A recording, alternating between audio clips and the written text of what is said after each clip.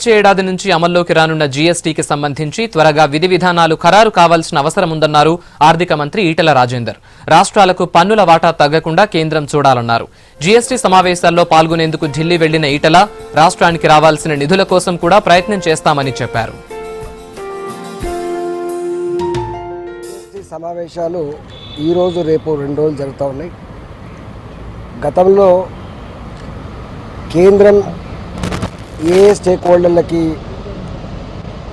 రాష్ట్రం ఏ stake హోల్డర్లకి deal చేయాలనేటువంటి విషయంలో పేచిపడ్డది. ఆ సమస్య ఇప్పుడు పరిష్కారం కావాలి. రెండో అంశం ఆర్ఎన్ఆర్ ఏదైతే ఉందో ఆర్ఎన్ఆర్ ఈ సమావేశంలో ఖరారు చేయాల్సినటువంటి అక్కర ఉన్నది. ఏప్రిల్ 1వ తారీఖు నుంచి ఇంప్లిమెంట్ చేయాలి కాబట్టి విధి విధానాల రూపకల్పనలో ఇప్పటికే డిలే అవుతూ ఉంది. కాబట్టి ఆ విధి విధానాల రూపకల్పన అంతా కూడా ఈ 2-3 రోజులనే జరగబోతూ ఉంటుంది.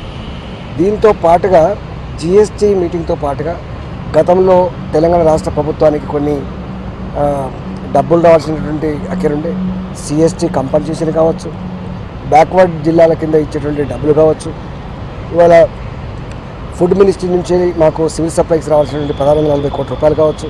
మా పెండింగ్ ఇష్యూస్ అన్నీ కూడా ఢిల్లీలో కూడా పరిశీలి చేసుకుపోయే కార్యక్రమం.